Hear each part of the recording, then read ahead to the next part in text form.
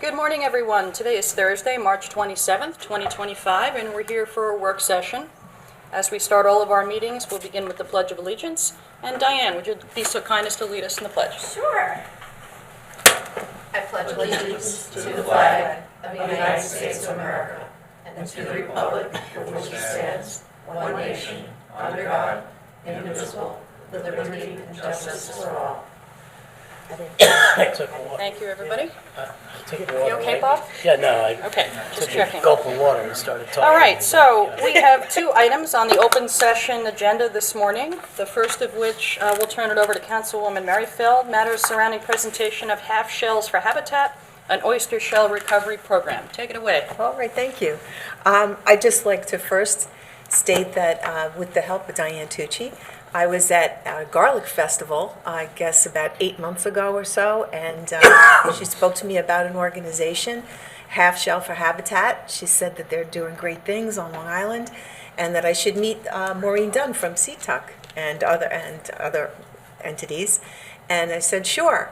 We sat down and we spoke, and she discussed how in multiple towns all throughout Suffolk County, they have a program, Half Shell for Habitat, where they have volunteer organizations participate and collect used oyster shells from restaurants and basically bring them to a facility where they can sit out for about a year and cure, and then Half Shell for Habitat will take those shells and put them back into the environment. It's a recycling opportunity for our community. Not only does it clean the water, but it also puts more calcium back in the water, and it's a win-win. These are not shells, and these are not oysters that people will be able to eat. They are strictly to clean the water and also recycle and help us with our garbage. And I think it's a great program. So I'd Great. Should we like invite to them forward? Yes, like to introduce Maureen and also Maureen Dunn and also Diane Tutri from the Rotary Club that's going to assist in Yes, this. if you have it Great. with me already. Yes. Wonderful. Where would you? Come on forward, guys. Thanks for being here. We're happy to have you. Thank you. George, you opposed? Okay. And just to mention also that I've also, the Climate Smart Committee that I'm a part of also has been spoken to about this, and they fully support it as well. They think it's a great opportunity. So George Bartnick is here from there as well.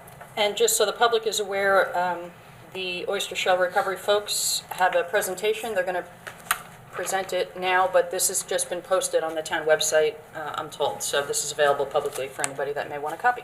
Great. All right, thank you. Well, thank you. Thank you, Councilwoman Merrifield. Thank you, Supervisor and board members, just for the invite to come here and talk about this.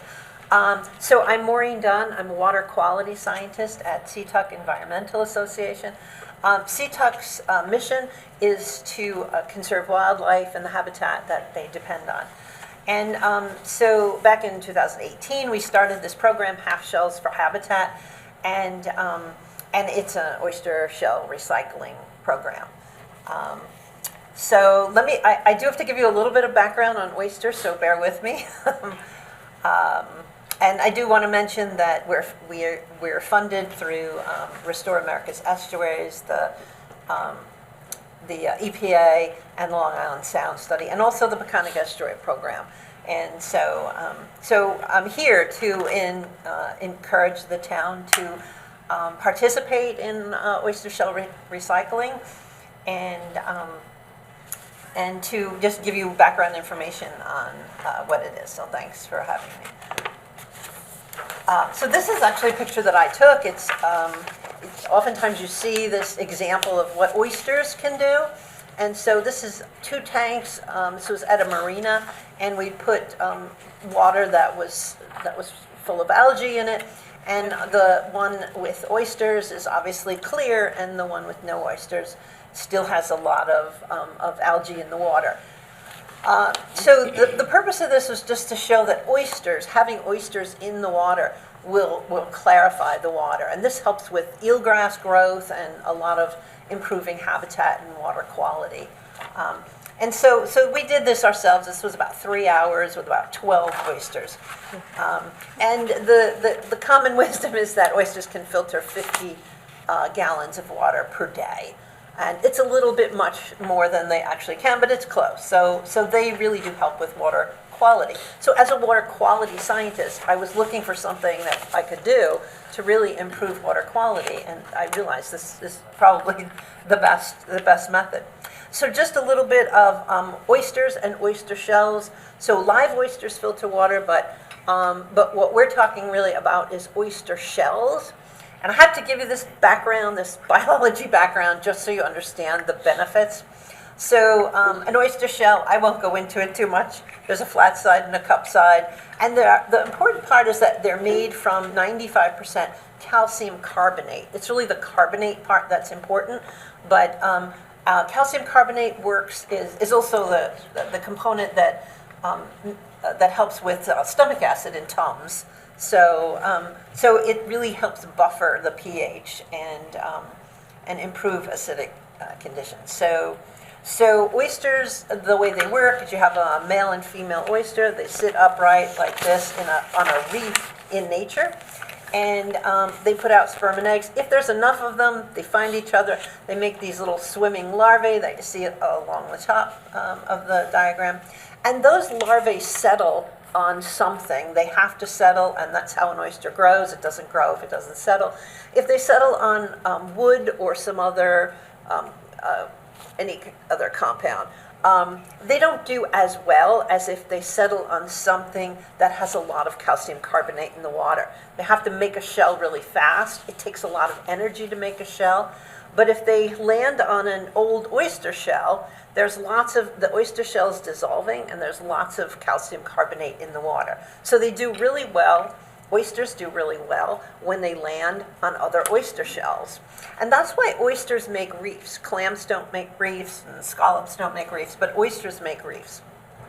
So that's the idea that I wanted to get across. So there are many ecosystem benefits to having oysters in the water. And they take up nutrients, they clarify the water, they reduce sediment, they provide what we call a microhabitat for clams and crabs and small fish, and they also help to mitigate coastal ocean acidification. And this is a problem that we haven't really been dealing with yet, but it is certainly, people up in Maine are dealing with it, and it's coming. So having oyster shells just in the water, dissolving with their calcium carbonate, helps improve water quality. As you know, Long Island are southern and northern, the Long Island Sound and also the bays. We're really, back in the 1800s, were chock full of oysters. They were mostly overfished. There were also oyster-to-oyster diseases that caused part of the decline. But oyster reefs have declined over 99% on Long Island. I've only seen one actual oyster reef on Long Island in all the time that I've been doing this. So the problem is when we harvested the oysters, we took the shells and we put them in our trash, and they're not there for those larvae to settle on. And so in order to bring oysters back, you have to bring the shells back first. So this is the 10 reasons that we put together to recycle oyster shells. And I have this little flyer here just for you guys to take a look at. This is actually developed for another town, but we could do this for a Riverhead town as well. So as I said, they enhance water quality. They restore habitat. They reduce nitrogen pollution, which is a big issue in the Sound and the bays. They reduce waste, landfill waste. They're used to stabilize shorelines as well, prevents erosion. As I said, they mitigate coastal acidification, provide habitat. They serve as a carbon sink, removing carbon from the atmosphere, and also collecting oyster shells. Because I'll tell you about it in a minute, but it's done through restaurant waste. And so the community can get involved. We give these little cards out to restaurants, and they can provide them to their patrons when they order, when they consume oysters. It's also encourages tourism and is part of our cultural history. So how half shells for habitat actually works You can see up on the top right here, we rely on these three groups. One is a municipality, the other is an environmental nonprofit group, and half shells for habitat. And so, so these three groups work together to recycle oyster shells, and those shells then go to oyster reef restoration or shoreline stabilization projects. So the municipality here, I don't know, I have another town logo on there, but the municipality here is obviously Riverhead Town, if you're interested in doing this. We do have a non-for-profit set up that interested in doing this as well, and that's the Riverhead Rotary. Oops. So how does it actually work? Farmed oysters are sold in restaurants. These are not wild oysters. They're very different. Wild oysters form a reef. Farmed oysters are actually tricked. They think they're in a reef, but they're actually tricked to be a single entity. It's complicated, but they're actually tricked with a little piece of shell that they're given when they're very small.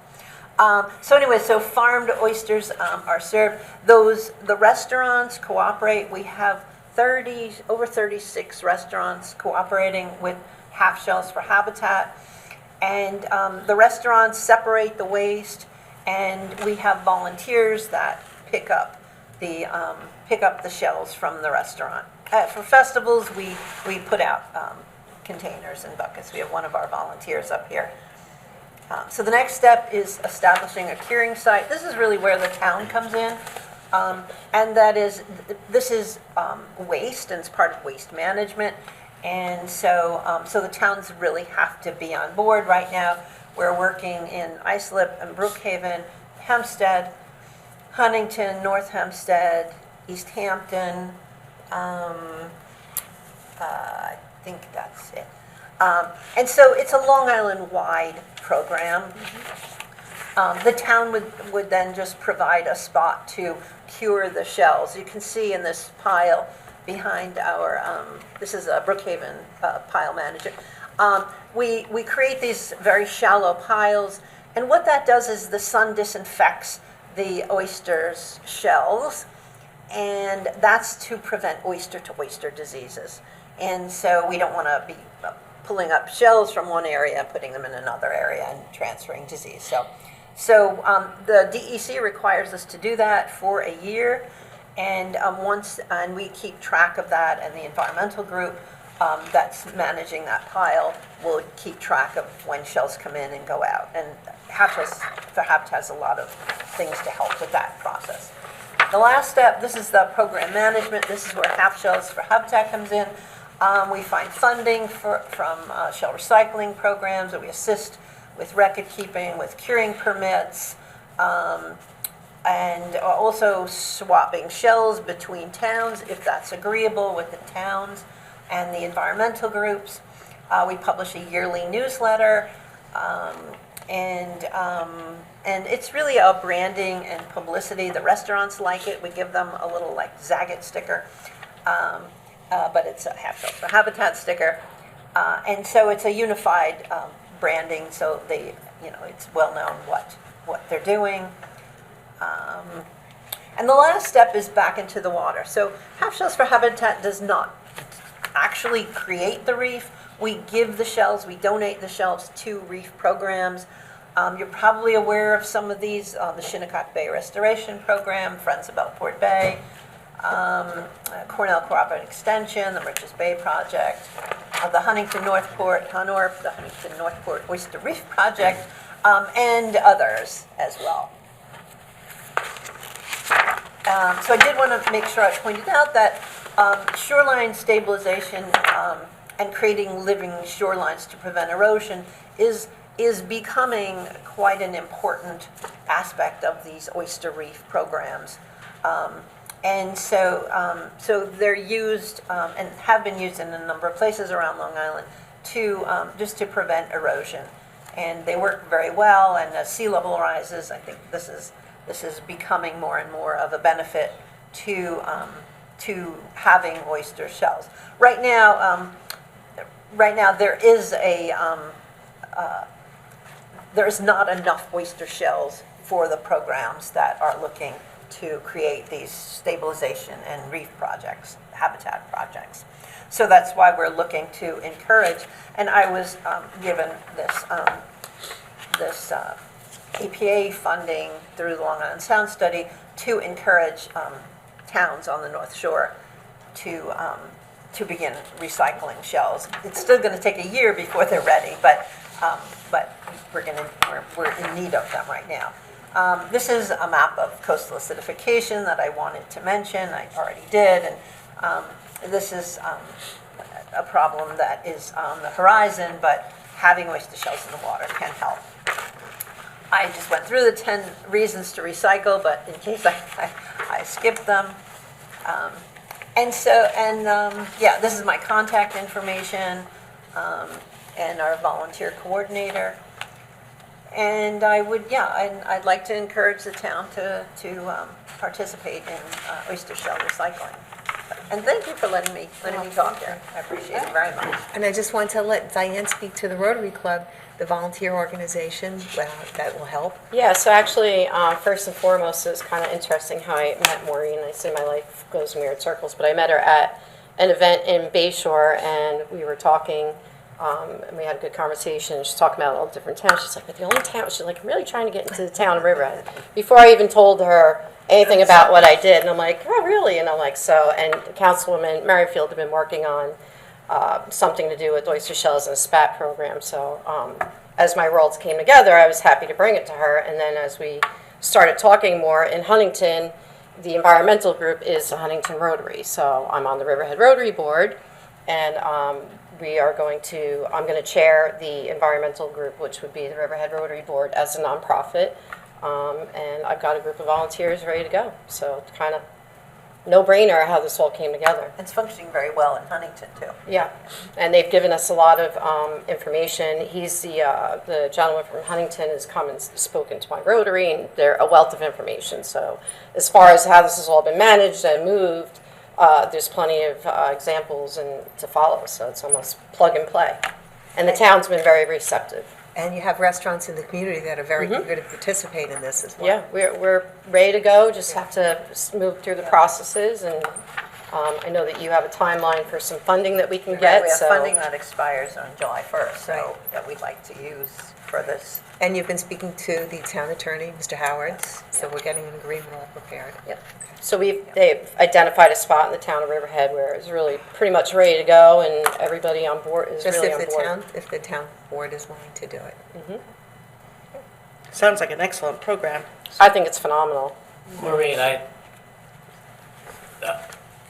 love this, because I understand this, anyway, but have you gone to Restaurant Depot, who so many restaurants go to get their food and stuff like that? Not that they're getting oysters there, but to get them to be part of this program. This way you'll hit a massive amount of restaurants, not only at the Restaurant Depot here in Riverhead, but also the one on, I think it's Lakeville Avenue in Bohemia, to put it on their radar, because one of the a side benefit to them is that they're not paying, when they throw them in the garbage, they're paying for that weight, right?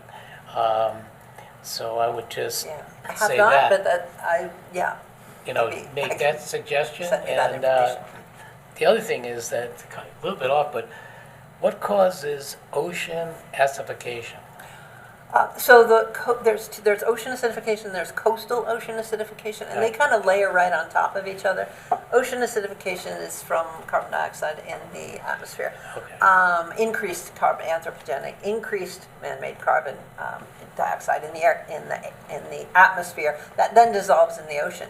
But coastally, it's actually made worse by the fact that bacteria in the bays, when we put in too much nitrogen, the algae bloom, but then creates a lot of bacteria, they consume oxygen just like we do. That's why you have these low oxygen areas. But they also put out carbon dioxide. So they're adding carbon dioxide directly into the water. And so when we have a lot of nitrogen in the coastal waters, we also increase the amount of CO2. And just like carbonated water is somewhat acidic. So carbonated seawater is somewhat acidic too. And as soon as you change the pH, that carbonate all comes out of solution. It's chemistry. Nobody likes chemistry. No, but- no, it's a Well, great maybe you and I can- explanation. I really enjoy, thank you. But yeah, so it's this, coastal areas are being harder hit by this acidification issue. The New York State Task Force on Ocean Acidification came out with, in 2024, came out with a study for New York State, and one of the ways to help mitigate coastal acidification is not oyster shell, but shells, adding shells back to the water in general. So, yeah. that's a Great, good thank question. I think it's important.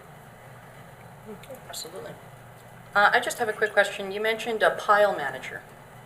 So is that presumed to be a town function, or is that one of the volunteers that comes and turns over the pile? Just So- because I think we would need to just loop in the folks in engineering. Oh, they've been spoken to. Oh, right? they're Yeah. in the loop on this? If you want to Okay. mention who you've met with and Okay, spoken, maybe I you think can you even just- took Yeah. them on a tour. Maybe you can just chat about that briefly. Is it Tim Dillingham? Tim? It's Drew. Drew Dillingham. And David. And Drew. Yeah. Anyway, yeah, we spoke with them about who's going to do it. It varies from town to town, quite honestly. In some places, the environmental group manages that part of the pile. The environmental group almost always manages the dates and the intake and the record keeping for the pile. But oftentimes, it's easier for someone in the town to do it as well, or in lieu of someone. So that can be either. It really doesn't take a lot to do that. The pile should be turned over quarterly, I think it is, with a rake. They're very shallow piles. To turn it over with a rake. That gentleman, James, is a volunteer, and he's a volunteer with the environmental group. So it can be either. Yeah. Okay, And we do have some funding to actually good. to pay someone to do So that. presumably It's Dave. Drew and Dave. Dave have been positive on Yes, this? absolutely. Okay. In Yeah. fact, did you Good. take them, not only did Yeah. we go on a tour at the Youngs Avenue facility, and with Maureen, and we took a look, and she approved an area where they were already looking to put this, just like as you see it on the ground, with just a couple cinder blocks around it. They have an area all set at Youngs Avenue, but they also went on a tour, the Brookhaven facility Brookhaven with you, facility. right? That was where that picture was taken. Right. Okay. They went there as well, just to see how and the Brookhaven folks gave them a tour Yeah. of how they do it and their setup and Yeah. everything, which is really nice. They're very happy about it, Great. and felt Yeah. this is not an issue at all. Yeah, And the yeah. town attorney, I know, came to the Yes. microphone. Eric, do you have anything you want to add to the discussion? No, just that my office is working on a draft. Proposed Maybe you just want to come up so the microphones pick you up. Yeah, just that we did meet last week, and my office is putting together a draft agreement that I can send around to everyone if you're amenable to it. Yeah, it's sad that there's only 30 restaurants involved. That's why I recommend, and even some of the larger purveyors, get them involved, like, that are delivering to get the program really going, because Well, one thing on that end, though, is going to be the volunteers, right? So Yeah. the more people that participate, then becomes the logistic of well, picking you up know the what? buckets, and, so I think living in Riverhead, we're in the ideal location, we're right on the river, and, and the people in Rotary, like I said, everyone that we've spoken to, it's just nothing but positive. So I think the more volunteers, we were talking about maybe starting a little conservatively, just to get the program launched Yes. and get everybody involved with it, and then, you can expand it as much as there's room to put the oysters, and as many volunteers as you can get to collect the buckets. But there are other towns have rotaries, right? So It's Huntington Rotary that manages the program in Huntington, but in other And towns, say it's North other groups. Hempstead, it's the Science Museum of Long Island. Okay. It's different, whatever environmental I group. just look at the Great South Bay, and it's a mud pit, and because of being overfished and oysters, and I know, and it's unbelievable. Yeah, so I work How with bad it CTUC, is. and at CTUC, we are part of the half shells program, but we're also the environmental group. We actually started it that way, as we were the Great. environmental group, and then we were looking, how to expand it, yeah. And we've met with the Environmental Advisory Council, and Denise met with the Conservation Advisory. So we spoke, the people in town, but Rotary being that nonprofit organization helps, us accept the funds and is really positioned to be able to manage that part, and it's a natural fit with Rotary. So, Excellent. It's also about educating people. It's hard to educate people about things like water quality. And so it does get someone, you just go to a restaurant and you eat oysters and you're connected to improving water quality. Yeah, So you I think think about it. that's, and yeah. And so that's really what I like about it the most, is that it's an outreach at the same time that it's doing good. So it's kind of a win-win-win.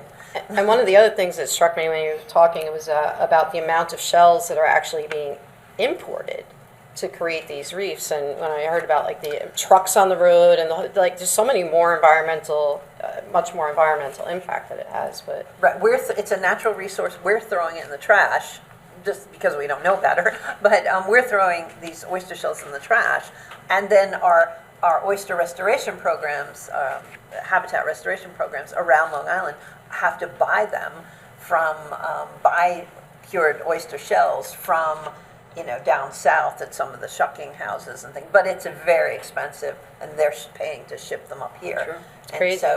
so if we could, collect them in-house a little more, it would help. Out east here, there's a lot of the wineries, vineyards that have oysters as, an appetizer on their menu. So not only the restaurants, but some of our farms out here, you might want to And we did talk about, Riverhead obviously is a very big town geographically. We did talk about, as we progress, setting up like little maybe sub areas where, because if you're in Wading River versus Jamesport, that's a wide area that you could set up like little areas, mini collection points, substations, then to transport it too. Because again, think about it, you have to pick them up on a weekly basis. So you're, again, limited to volunteers and manpower at that point. So if somebody wanted to volunteer, how do they get in touch with you? So they could I have a volunteer coordinator who works with me, and they could contact Connor Dempsey or myself. Or even I'll- Councilwoman Merrifield, where she Right, can right. get the information to me. Yeah. So. Right, and we look for volunteers, so. Sorry, I didn't mean to cut you off. You just started talking at the same time. No, I love that, because, I think about golf outings, have often, Yeah, the raw bars, yeah, they have rub bars, so. catering facilities. Well, that's Yeah. when and coincidentally, the week that I met her, just that weekend, I had an event where I knew, it was a private catered right. event. We had 1,600 oysters coming for our guests. So, that's just one event on the east side of the island. Yeah. Think about that, and so again, it was Right, kind of yeah, that's right, thank you. meant to be, because whatever you say, that, We ran a bunch of buckets out there, and they brought some buckets out, and we immediately saw, oh, and you have the bucket. I do have a bucket. Do you want me to? Yeah, do you want to show us the bucket? Sure, quickly? well, yeah. Sure. Bring the bucket. Little I show and carried it tell. here. Show and tell. Okay. So this is just a demo of the kinds of Your Justin, back. you can get that Can you on turn the, around, so if you turn I around think and you'll face grab the that audience? from that camera. There you go. There you go. There we go. Great. yeah. So All right. That's given to restaurants? This is what we leave at the restaurant, yeah. And sometimes, some restaurants, some restaurants will take 2 or 3 buckets a week. That's kind of an average. So it's not a big lift for the restaurants, but they're really doing the work because they're separating it. But they get these buckets, and we give them some guidance. We give them directions on what to do and how to do it. And then once a week, we have a dedicated volunteer. So there's like a relationship between the restaurant and the volunteer. We have a dedicated volunteer who picks up every week at that restaurant. That's really important. It doesn't matter if the shells are broken, right? And It the doesn't separate really pieces, matter, It's still no. performing the same task. Yeah. So those shells actually go to the hatcheries, and they're soaked in these the swimming larval oysters, and they land on them, and then we take them out and put them in the water. Now we only have to do that like up in New York and further north, but down south where there's like in the Chesapeake where there are plenty of oysters already in the water spawning. All you have to do is put out the shell, and then the larval oysters will find them. But here we have to do this extra step we call spat on shell, and then those are put out in the water. They can be put in closed water as well as open certified waters, because they're, when the oysters make these reefs, it's kind of this gnarly mass, and they can't be poached and they can't be taken easily.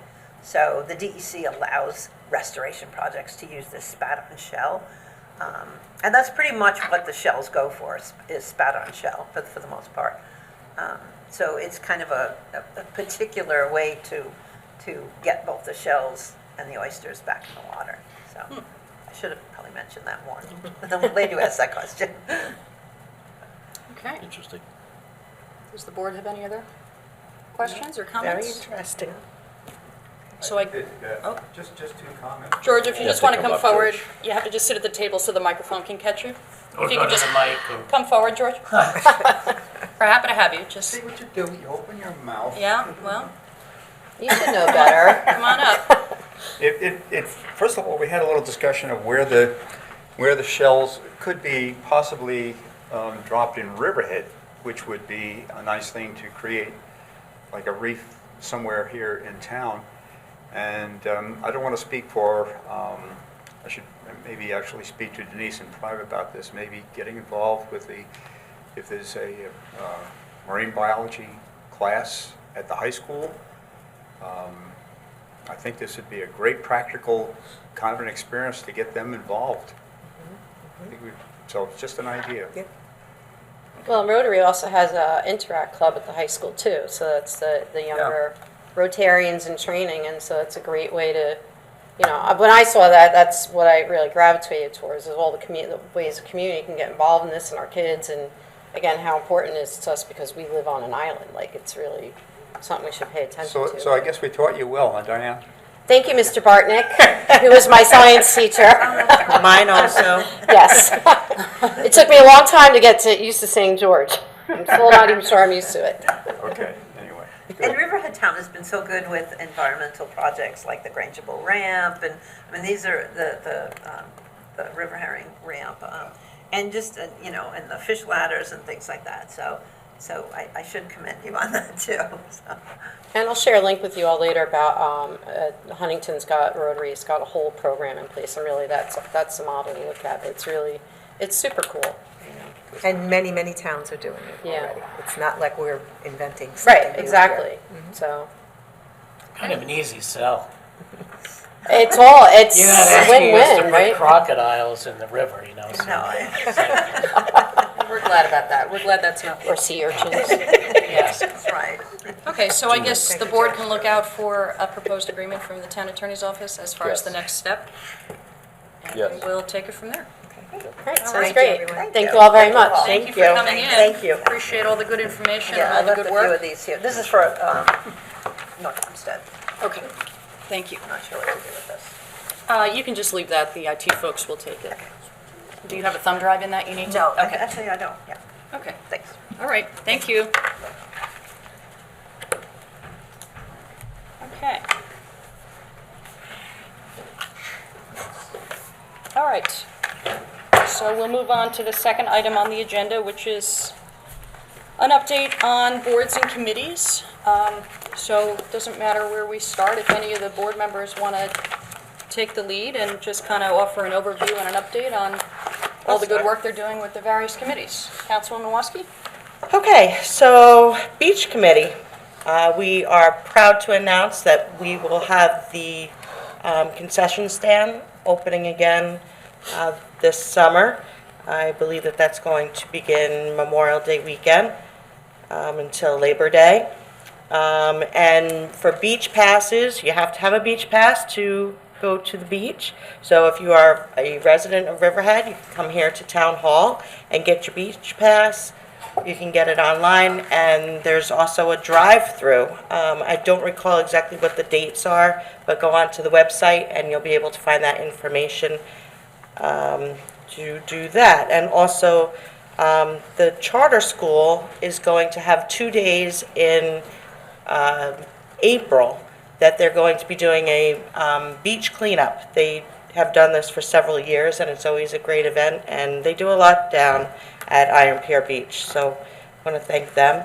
Landmark preservation, we're still working on having Polish Town be put on the National Registry, and they're also discussing doing an independent hamlet study in Jamesport, Aquabog, and Sound Avenue.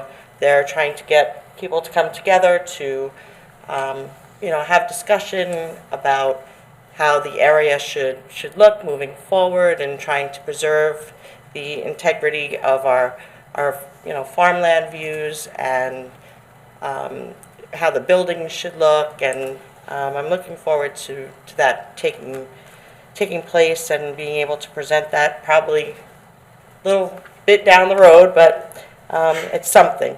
So East Creek Marina, we actually met last night, and the surveillance cameras are up and working, and there'll be signs being put up to let everybody know that it is a surveillance area. And all the dock slips are filled up, so that's always a good thing. There is a waiting list, but it's great over there. And anti-litter, we have spring cleanup May 3rd here at Town Hall, 8:30, 9 o'clock. Come on down. And Rotary is also going to be hosting their annual Rotary Day of Service. Last year, they did a cleanup down at the Peconic River. This year, they're looking at a different area, and once I have more information on that, I will update everybody. And that's about all that I have for today. Okay. Sounds good.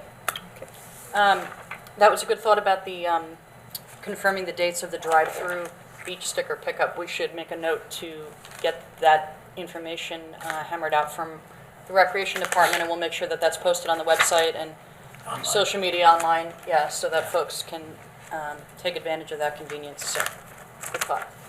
All right, Councilman Kern? Can I help you? Sure, many things. Okay, so I'll start with the Ag Advisory Committee, who made a presentation last week at a work session, and there's certain codes that they would like to see changed, so we're working through that. Alternative transportation, I want to thank the Rec Department, and also, I forget who makes the signs, maybe Highway Department. They'll be posting new signs on the trail in Epcal, on the bike trail. It's Waddell. Waddell's making the signs. Oh, Waddell made the signs? Okay, thank you. And they have expressed certain spots on the bike trail that need to be repaved, and we're addressing that. And let's see, I will go to, what else am I on around here? Let's see. Easton Arts. The one thing I'm going to say about Easton Arts is it's they've been doing a phenomenal job in attracting some really good artists. A lot of them are showing museums around the country, if not around the world. I would encourage people to go to see their shows. It's very, very different than what it was years and years ago. And move to emerging technologies. Let's see what we're doing there. We're actually going to go on a field trip to some of the companies that are incubating in Stony Brook. And we're going to go with some people from planning as well as the people on the committee, so that they get to see what's coming down the pike in terms of technology. Let's see, what else do I have? Environmental advisory. Did he leave? After all that? So what we did was work with Cornell. I met with Cornell in Peconic Estuary, and Ken Testa, our town engineer, and Dave Zabrowski, and they managed to get a fish ladder fixed and cleaned out in Grangeville Park, which they did a phenomenal job. And let's see, what else are they? They're working on a bunch of stuff. That's one of them. Recreation Advisory.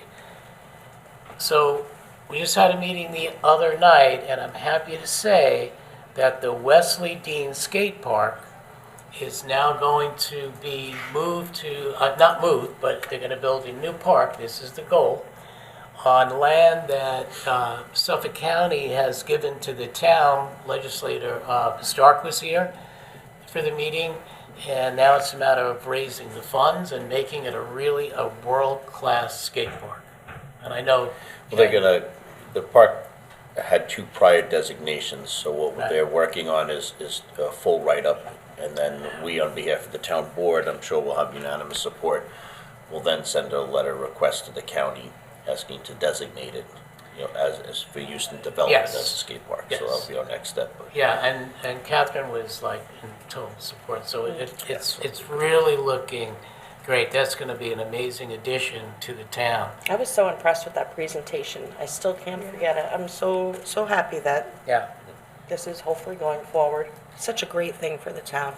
If you don't mind saying, Bob, just with the skate park, they've expanded like that. It's not just for skateboarding, it's BMX, it's gonna be a walking trail, they'll have benches, so even, grandpa could take the kids down there, watch them skateboard while they're doing a walking trail, sitting, might have some little exercise options. Yeah. It's gonna be a nice place to go and have lunch too, just to sit down, and it'll be a beautiful park.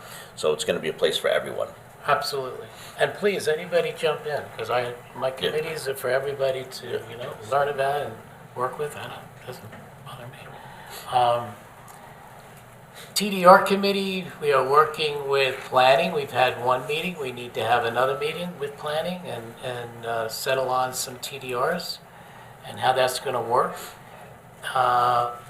Wildlife management committee, I don't know where those guys are. They're probably out hunting somewhere. Because I haven't met with them yet. So I'm going to leave it at that. But look, I love the committees that I'm on, and what can I tell you? I'll go back to these guys, 1 second. Where are these guys? The environmental committee, they're talking about, and I've spoken to Frank Mancini, our water district guru, about coming up with a Riverhead presentation on like when you should water your lawn and stuff like that, and just little tricks to be more efficient when you're using water. He did that last year. He can come back again. He did that with the whole thing with the sprinklers. Yeah, we're going to do one of those Riverhead in action Great. things, Oh, good. so Very that it can rotate, go into rotation. And that's all I have. All right. Sounds great. I got Councilman? nothing. No, just kidding. A couple things. One of the ones just to mention, on April 1st, we are going to have the Hispanic Development, Empowerment, and Education Committee will be meeting here in this room right after the town board meeting. A couple things they're having. They're going to have representation from the IT department. One of the things they're working on is the new town website that will be up and running in a couple months, making sure that it is translatable into Spanish, and I think so Chip has a nice little presentation for them to show how they'll be able to switch over, and the website will be in Spanish. I think we also have guest Frank Mancini from the Water Authority will be here just to basically talk about backflow devices and so forth, and Frank is pretty much visiting every committee everywhere he can go just to help protect the water in our district towards any type of backflow devices, things like that, lead, that they can replace certain devices that may contain lead, and it's free of charge to replace it. So he'll just walk through that. The ambulance district, a lot of great work. So RVAC, we have been developing plans. We are working continuously on the final construction plans. We did a nice presentation here. Things have been amended a little bit, the plan, so there's going to be an update to come before you. It's just basically as the plans get developed and the architect meets with different types of construction experts, that we want to utilize every dollar. So it's kind of like one of those things where, you don't buy a 10-foot long 2x4 and cut it down, to 8 feet and use it as waste. You go the whole distance and you use the whole length of it. So they're just trying to find the best ways to maximize their space for taxpayer dollars. And also you're going to be seeing some kickoffs of some fundraising efforts to raise money to reduce the tax implications by it, but it's a new facility for RVAC that is desperately needed and is long overdue, as we did in our presentation here. Business Advisory Committee, they did a nice presentation here on behalf of the committee regarding the pervious and impervious spaces, so they're kind of anxious to wait to hear back from the planning department to see comments on that, so to move a project like that forward, to maybe do some initial changes. Fire District Council meeting and fire districts, we've elected a new president, so Tim Devaney now from the Wayne River Fire Department is new president of the Fire Districts Council. They're working on a couple of different programs. One of the things that was really great they spearheaded is we got a lot of letters from all the different fire departments and ambulance departments in the area, and we're pleased and certainly worked alongside Mike Zaleski from the highway superintendent, and we are pushed to state, and we're going to be paving Route 25 a lot sooner, so they were putting us off to 2027, so it is supposed to take place this year, so that's good. That road will just be in a better shape sooner than later. And also have been pushing with the state with the widening of Edwards Avenue and Route 25, so that now finally emergency vehicles will be able to go through that on a much safer way to transport. Let's see, police department, many saw during the St. Patrick's Day parade, we unveiled our motorcycle squad, so we've got 2 motorcycles and we've got a third one on the way, so they look sharp and great, and you'll see them around town on different events. Quality of Life has been looking at a few specific locations in the town that they've had like an abundance of police calls and responses that seem to tie up and continuously exhaust our volunteer ambulance efforts and police efforts. So they've been working with the county to try to rectify some of those places. Traffic and Safety Advisory Committee, we had our most recent meeting here this morning, so we meet once a month. We always encourage anybody from the town to come in with any concerns throughout the town, from stop signs, speeding, safety issues, things like that, so we do a lot of great work there. Veterans Advisory Committee, we're already in the early stages of planning for Memorial Day Parade, so we'll have our application in shortly. The great thing is the tree planting program, so we've got now close to 40 trees, so there's going to be a second planting that's coming in up at Veterans Memorial Park. I think got like another 15 trees to plant, and more that are coming in, so a lot of people are saying, it's on the way, it's on the way. So I think it's a great beautification way that the Veterans Advisory Committee, because it's Veterans Memorial Park, has teamed up, you know, with the Recreation Advisory Committee and the town of just beautifying our parks. So that's a great project. And then the banners, the ROTC has once again agreed to clean all of our banners, so we'll be bringing them over to the ROTC at Riverhead High School. They'll do a nice cleaning, so it's a nice little community event. It's where they get community hours for ROTC, and those banners will be going up soon before Memorial Day. So even though it's still the last days of March, we're prepping up because for the springtime. So a lot of good things happening. I'll leave it at that. Great. Okay. All right. First, regarding the Anti-Bias Task Force Committee, we honored Catherine Stark this month in Women's History Month for her being the first woman to be elected from the first legislative district to the county legislature. That was a nice honor. Also, the Anti-Bias Task Force met with Tia Fulford. She'd come in and she met with members of the Riverhead Police Department and the Suffolk County Police Department Hate Crimes Unit, and discussed with us her meetings with them. And also, the way this is left off is that there is going to be some sort of educational program that the Suffolk County Police Department Hate Crimes Unit, in conjunction with the Riverhead PD, going to do an educational program to keep everybody aware of what legally constitutes a hate crime. And she had very nice things to say about the Riverhead Police Department when she was here at the meeting. So that's moving forward, and hopefully horrible things like that can stop. Happily, it was not anybody from Riverhead Town that was involved in any of that. Sad to say it happened at all, and it's horrible, but I'm happy to know it wasn't any Riverhead residents participating in that. CAP is moving forward. They're always doing events. They'll be doing their CAP March in June. They're also doing their vape scam.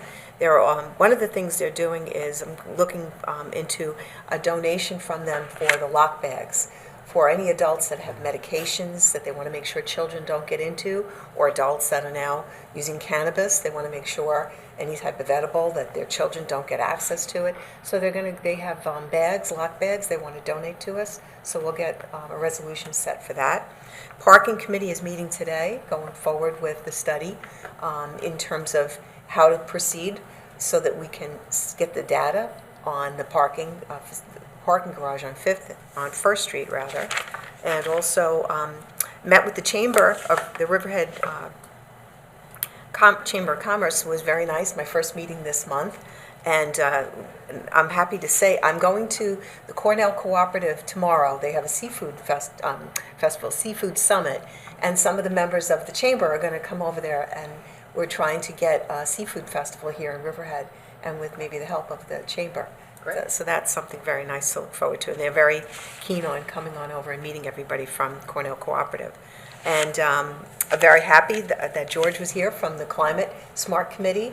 They're very eager to be involved in this as well, just helping the Rotary out with the habitat, half-shell habitat. And personnel, Councilwoman WASKI and I are always there, just like Councilman Kern and I. It seems like every week we're hiring different people. Everyone, please apply. There's plenty of jobs in the town of Riverhead. And take the Civil service. Civil service test, yes. Also, the Senior Citizens Committee is going to meet again in May, and we're hoping to elect a new chairperson. I've spoken to many people. I've asked that there are 2 positions that we need to fill. Those are a veteran, a senior veteran, and also a bilingual senior. We're looking to fill those 2 positions on the Senior Citizens Committee. And inclusion is meeting this month in April.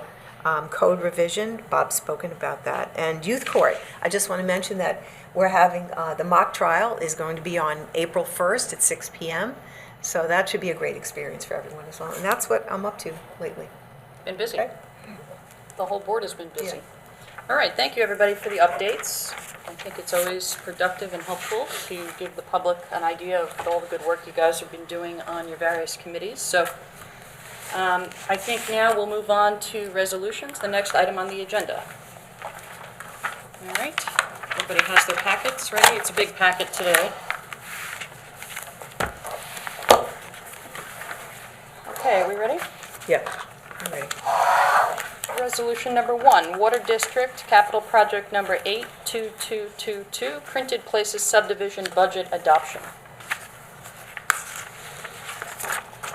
Resolution number 2, authorizes the removal of fixed assets, singular. Resolution number 3, ratifies acceptance of donation of flagpole from East End Emerald Society. Beautiful new flagpole over at the George Young Community Center. Good job, Joanne, Thank and B&G. Yeah, absolutely.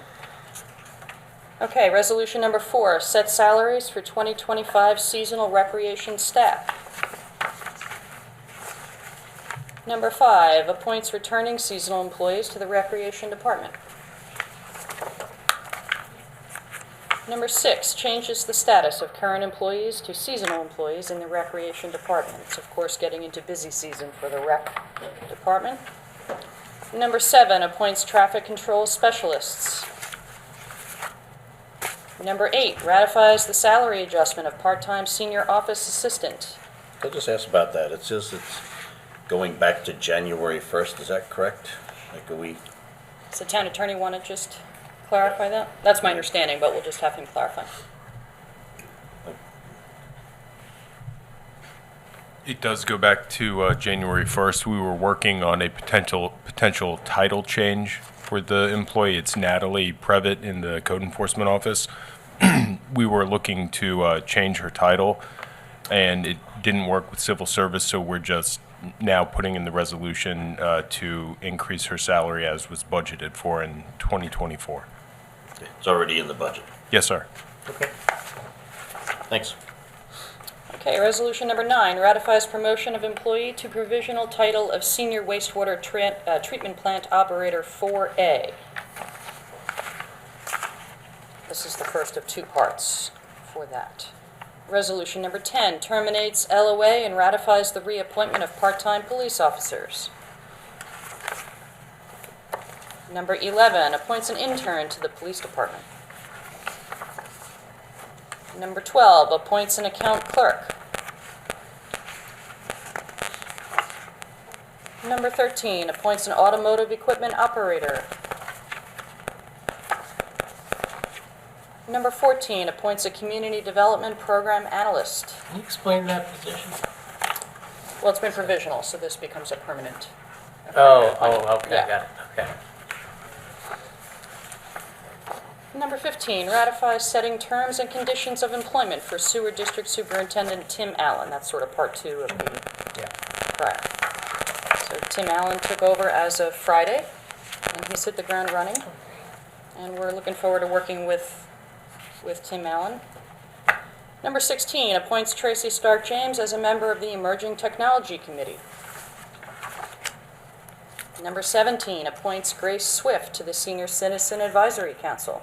She's too young to be on that. She's a great addition. I know. Youth committee. We need to check her ID. We're happy to have Grace on the team, though. That'll be a great addition.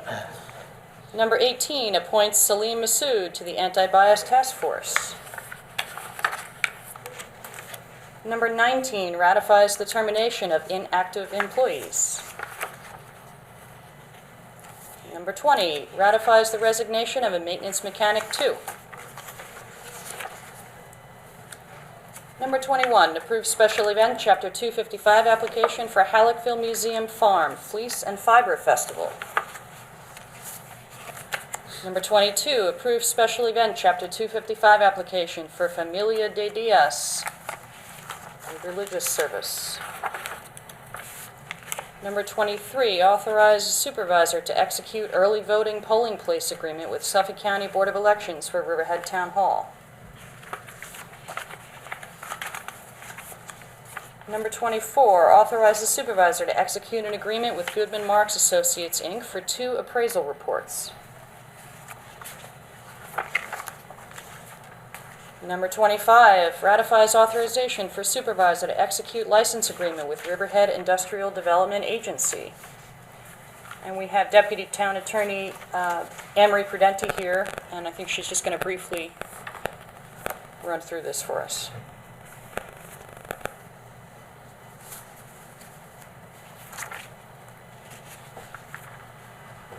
So the town board will probably recall back in probably April and May, the town board, the IDA was looking for a place to establish a new office because the East Lawn building, which IDA was located, was being sold.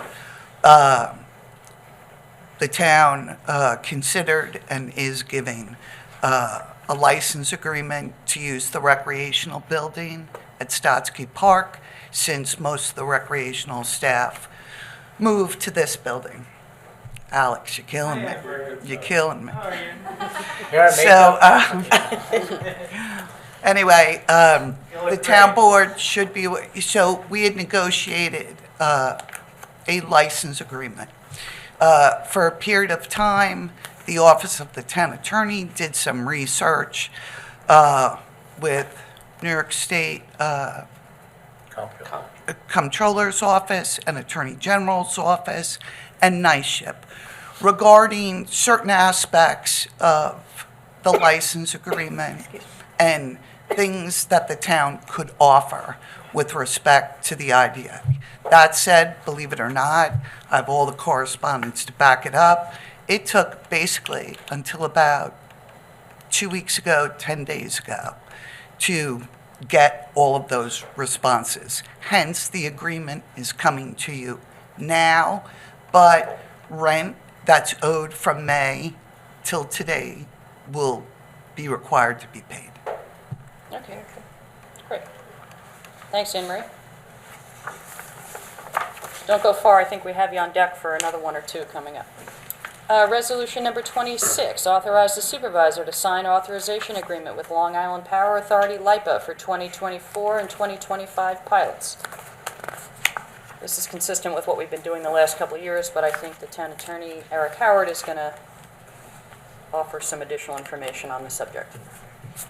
Just to refresh everyone's recollection, this relates to ongoing pending litigation with LIPA concerning the amount that they should be paying for taxes and how it should be paid. This agreement essentially gets all of the special districts, the Suffolk County, and the town paid and allows us to send an invoice to LIPA for the amount that we believe they should be paying. They'll review it, they'll pay what they think they should pay, and it's all subject to recalculation and credits upon the resolution of the litigation, which has been pending with the second department for probably close to 3 years at this point. Okay. All right. Thank you. Resolution number 7 authorizes extension of agreement with Urban Design Associates. And we have members of CDA with us, I think, to just chat about this resolution and one other coming up. Yes, Good good morning. morning. Urban Design Associates has been doing design coordination for Town Square Playgrounds area, and their contract expired in February. The budget's not changing, we're just extending it another year so that they can continue to finish out the work that they were hired to do in the first place. So no budget change, just As long as it's built and done in a year. All right, great. Thanks, Carissa. Number 28, just a quick note, Resolution 28 approves staging license agreement with 203 East Main LLC in connection with Town Square project, inadvertently submitted in duplicate. So 28 and 31 in the packet today are the exact same resolution. So we'll just ask Deputy Town Attorney again, Prudenti, to just quickly give us the highlight reel for this resolution, number 28. So as the town board is well aware, the Heatherwood project is moving forward and will probably be breaking ground within a week to 2 weeks. In order to proceed, they require a construction staging area for material and equipment, and a second staging area for construction employee parking. This staging agreement captures both those areas, includes fee provisions wherein the town board's also aware, in order to build the lower town square, we have to change the elevation. So we're going to be accepting dirt from the Heatherwood project, and we'll locate it just where the lower deck is going to go, and eventually it'll be regraded to the height required for flood mitigation. But it's all in here. So can you just go over, because this is marked that has no fiscal impact. So aren't they paying to rent the area? And I know that we're getting a discount on the soil, but what's the whole financial side of things? So, two different staging areas. One is, the first staging area is behind East End Arts. That's for material and equipment. It's an 18-month period of time, cost $150,000. The second staging area is just to the west of where the Lower Town Square playground area will go, and that's for 2 years at $150,000. The terms of the agreement provide that the town will credit them $35 per cubic yard of material that we accept. Potentially, we could accept all $300,000 in dirt. The town has the right under this agreement to test and reject any pile, and they must dispose at their cost and expense. Whatever volume that we did not receive, they'll have to pay us the outstanding balance. Thank you. Good. And before we move on, we should just thank and acknowledge Anne Marie and the whole town attorney's office for all the work that went into this agreement, because it was an absolute monster of a task, and we thank them for all that good work. Resolution number 29 authorizes the supervisor to execute an addendum to agreement with LVF Landscape Architects. And again, we'll ask Carissa and team to come up. So LVF is the subcontractor for the town, designing the town square and playground area. They are hiring PW Grosser underneath them to test any of the fill that we're receiving that Anne Marie just mentioned, and they're going to come up with a demo and removal plan. That it will be funded under one of our grants, the Jumpstart grant. Okay. You're looking good at that, Mike. Thanks, Carissa. Number 30, authorize the supervisor to execute settlement agreement with New York State DEC and CMA Mines. Resolution number 31, we established is a duplicate, so we'll go on to number 32. Rejects bids and authorizes the town clerk to publish and post notice to bidders for rebid 203-213 East Main Street Sewer Design Contract S Sewers. And if the board has any questions on that, Anne Marie can offer more specific information on that as well. Okay, number 33. Authorizes town clerk to publish and post notice to consider a local law to amend Chapter 231 of the Riverhead Town Code titled Fire Prevention, Section 24 thereof, titled Interference with Fire Department, Fire Marshal, or CEO. Number 34, authorizes town clerk to publish and post notice to consider a local law to amend Chapter 231 of the Riverhead Town Code entitled Fire Prevention, Section 25 thereof, titled Outdoor Fires. Number 35, authorizes town clerk to publish and post notice to consider a local law to amend Chapter 231 of the Riverhead Town Code titled Fire Prevention, Article, don't know, Flammable and Combustible Liquids. 14. 14. Thank you.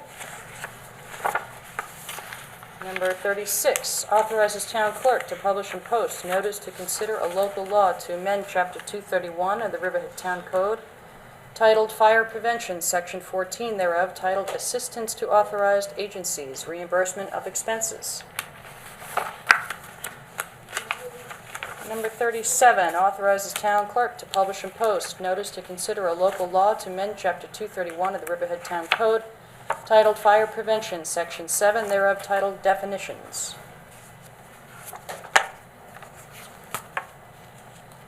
Number 38, authorizes town clerk to publish and post notice setting a public hearing for the acquisition of SNR Bar 25 Corp., the leasehold interest in the easterly ground floor rental unit for general municipal purposes located at 127 East Main Street, Riverhead, New York, Suffolk County Tax Map Number 600-129-1-14.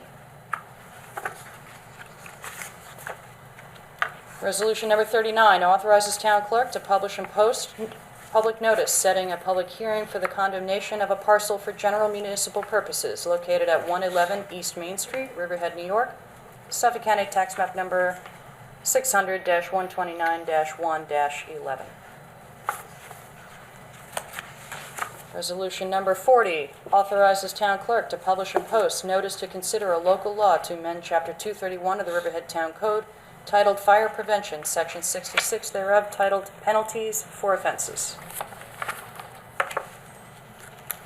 Number 41, adopts local law to publish and post to amend Chapter 301 Zoning and Land Development, Part 3, Supplementary Use Regulations, Article 47, Signs, Section 301-254H, Zoning Use Districts pursuant to the recommendations of the 2024 Comprehensive Plan Update.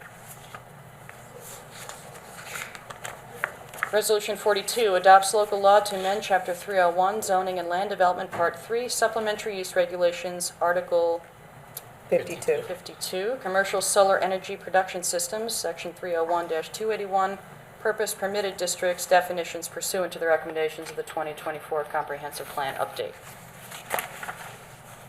Number 43, adopts local law to amend Chapter 301 Zoning and Land Development, Part 3, Supplementary Use Regulations, Article 51, Wireless Communication Towers, Antennas, and Satellite Earth Stations, Section 301-274, Permit Required, Applicability pursuant to the recommendation of the 2024 Comprehensive Plan Update. Number 44, adopts local law to amend Town Code, Article, didn't check that one. 48. 48, signs. Number 45, adopts local law to amend Chapter 301, zoning and land development, Part 3, supplementary use regulations, Article 50D, battery energy storage systems, Section 301-283.31, requirements for Tier 2 battery energy storage systems pursuant to the recommendations of the 2024 Comprehensive Plan Update.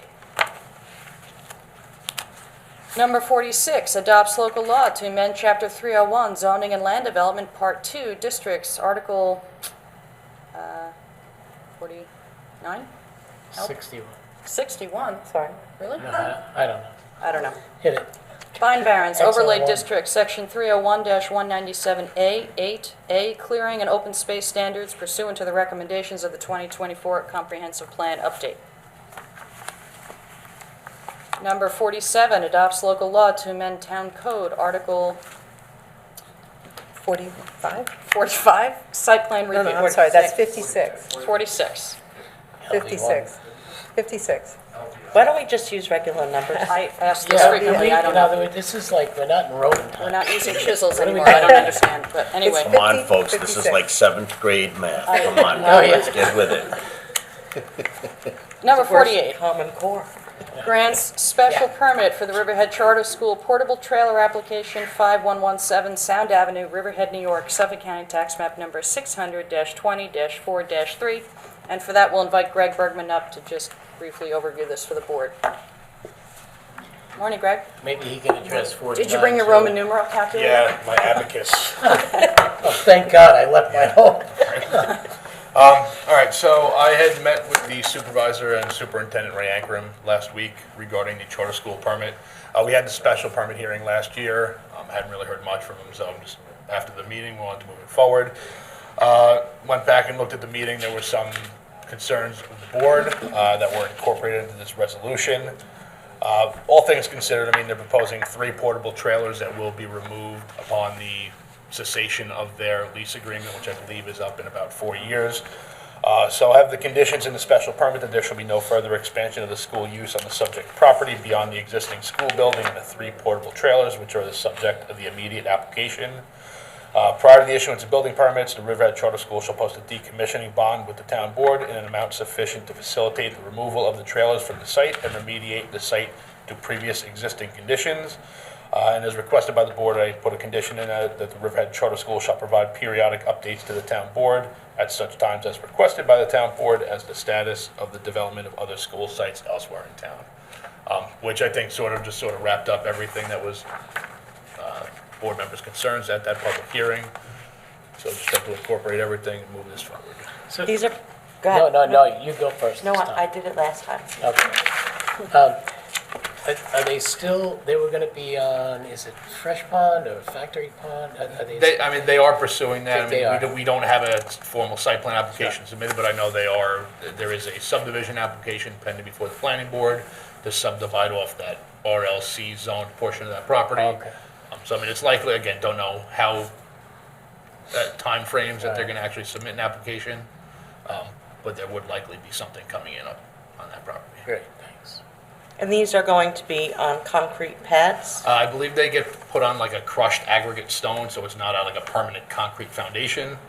They essentially put like a crushed stone blend down, anchor the trailers down to that, and then they can be removed and remediated pretty easily. And they have, the trailers were removed very shortly after the town board had initially made the comments that they were placed. So the trailers are not there now. They were removed at the board's request. And all 3 are just used for children? There will be 2 that will be school trailers, and then 1 is going to be like a faculty administration building. Still doesn't answer the fact that they know what the occupancy allowed was, they know what they were permitted, and they just continue to go outside of that. So the Riverhead School District can't say no to any child that moves into Riverhead and turn them away, but the charter school is in a building that has a maximum occupancy, and I don't believe that we should just be filling a parking lot with trailers because they want to expand their services. They had enough foresight to see as people were signing up and how they were going to carry up and move through the grades, so I don't support this. I don't think that there should be trailers and so forth in the back and that we're just moving kids out. I don't think it's the proper way of doing it, but that's just me, I guess. Okay. Anybody else on the board? Okay. All right, thank you, Greg. Can we get Anne Marie up for the last one? Appreciate it. For the pays bills? All right, last reso is pays bills, and that concludes the resolutions portion of the work session agenda. So in a moment, we'll ask for a first and a second to go into exec session to discuss the following: legal matters surrounding update on litigation with CMA Mines and DEC in the town of Riverhead. That's with Town Attorney Howard. Also matters surrounding American Breeder puppy experience versus the town of Riverhead, also with Howard, and matters surrounding potential Supreme Court action with Howard. And lastly, contractual matters surrounding contractual agreement between the town of Riverhead and the BIDMA. That's with Councilman WASKI and Supervisor Hubbard, if he's available to join us by telephone. And with that, we'll ask for a first and a second to please close the work session and go into executive session. So moved. Second? All in favor? Aye. All opposed? That's it. That concludes the work session. Thank you very much, everybody. Have a good day. You too.